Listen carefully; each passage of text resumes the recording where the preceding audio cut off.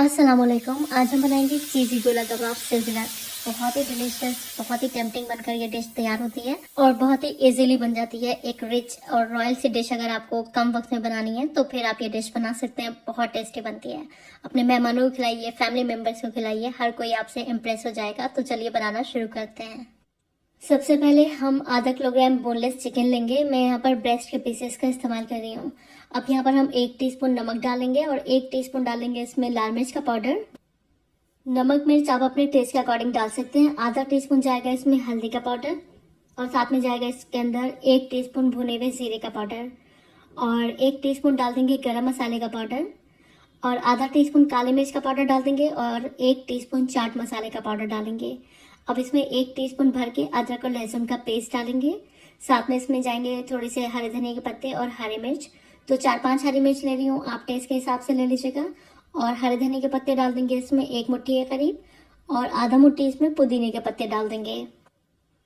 अभी 1 लार्ज प्याज है जो कि है 3/4 कप गोल्डन फ्राइड अनियन यानी कि तली हुई प्याज, इसको हम इसमें डाल देंगे। साथ में 1 टीस्पून भर के इसमें देसी घी डाल देंगे या फिर आप बटर का भी इस्तेमाल कर सकते हैं। सभी इंग्रेडिएंट्स को अच्छी तरह से मिला देंगे। अब इसको आधे घंटे के लिए मैरिनेशन के लिए छोड़ देंगे। मैरिनेट करने से टेस्ट बढ़ जाएगा, लेकिन आप चाहें तो डायरेक्टली भी इसको ग्राइंड कर सकते हैं। तो आधे घंटे के बाद मैं इसको एक फूड प्रोसेसर में ट्रांसफर कर दूंगी और साथ में हमें इसमें 1 ब्रेड का स्लाइस डालना है। थोड़े से पानी में इसको भिगो लीजिएगा और फिर निचोड़ कर डाल दीजिएगा। पानी आपको ड्रेन कर लेना है स्लाइस के अंदर से। और अब हमें इसको स्मूथली ग्राइंड कर लेना है, एकदम फाइन इसको ग्राइंड कर लेंगे। तो इस तरह से यहाँ पर हमारा कबाबों का मिक्सचर तैयार है। अब हाथों पर थोड़ा सा तेल अप्लाई करके हमें इसको छोटे छोटे से गोला कबाबों का शेप दे देना है। तो पहले हमें इसको इस तरह से एक बॉल का शेप देना है। एक बड़े नींबू जितना इसका बनाएंगे इसको और बीच में एक स्क्यूअर डालकर हमें इसको इस तरह से गोला कबाब का शेप दे देना है। तो इस तरह से हमारा गोला कबाब तैयार है और जितना हमारा मिक्सचर है इसमें हमारे 14 से 15 गोला कबाब बनकर तैयार हो जाएंगे। आप चाहें तो इस पॉइंट पर इन गोला कबाबों को फ्रीज भी कर सकते हैं और जब भी आपको बनाना हो तो निकालें और फ्राई करके इनको आप यूज़ कर सकते हैं। अब हम एक वाइट सॉस तैयार कर लेते हैं। एक पैन ले लेंगे, इसमें 1 टेबल स्पून बटर गरम कर लेंगे। अब इसमें आधा टीस्पून ग्रेट किया हुआ लहसुन डालेंगे और 30-40 सेकंड के लिए हमें लहसुन को थोड़ा सा फ्राई कर लेना है, जिससे कि जो लहसुन का कच्चापन है वो ख़त्म हो जाएगा। लहसुन को हल्का सा फ्राई करने के बाद अब हमें डालना है इसमें 1 कप दूध।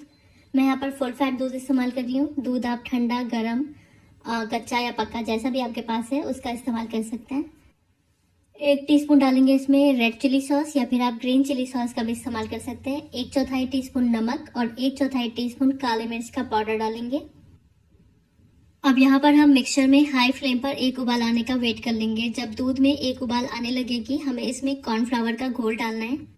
1 टीस्पून कॉर्नफ्लावर को मैंने 2 टेबल स्पून दूध में घोलकर इसमें डाला है, जिससे कि इसमें गांठें नहीं पड़ेंगी। अब इसको पका लेंगे, जब तक पका लेंगे जब तक जो इसकी कंसिस्टेंसी है ये गाढ़ी नहीं हो जाती है।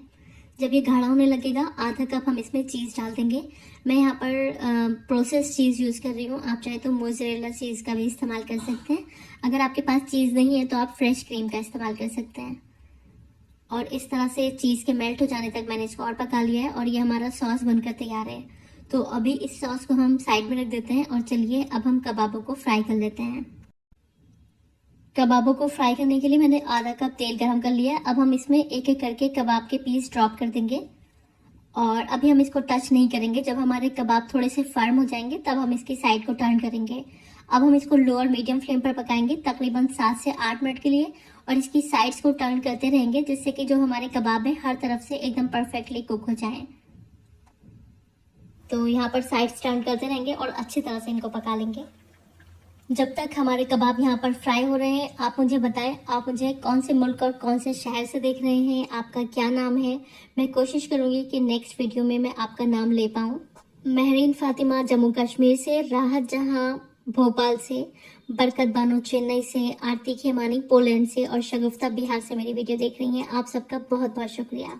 यहाँ पर हमारे कबाब भी अच्छे से फ्राई हो गए, हमें इनको निकाल लेना है। अब हम मीडियम फ्लेम पर अपनी सिजलर डिश को अच्छे से गर्म कर लेंगे। अगर आपके पास सिजलर डिश नहीं है तो आप एक फ्राइंग पैन में ये स्टेप कर सकते हैं। यहाँ पर जो आपकी सिजलर डिश है वो अच्छे से गर्म होनी चाहिए और इसके ऊपर हम चीज़ डाल देंगे। अपने अकॉर्डिंगली आप चीज़ की क्वांटिटी रख सकते हैं। और अब हमने जो व्हाइट सॉस तैयार किया है वो हमें इसके ऊपर पोर कर देना है। और इस तरह से हमारे बहुत ही ज़बरदस्त चीज़ी गोला कबाब सिलसिलर बनकर तैयार हैं। आप देख सकते हैं ये कितने ज़बरदस्त बनकर तैयार हुए हैं। तो इस टाइम पर ये बहुत ही टेम्पटिंग लग रहे हैं, तो इनकी एक पिक्चर लेना तो बनता है। तो चलिए इसकी एक पिक्चर क्लिक कर लेते हैं। और ज़बरदस्त हमारे गोला कबाब बनकर तैयार हैं, जो कि इस सॉस के साथ जो कबाबों का टेस्ट है ना दुगना हो जाता है।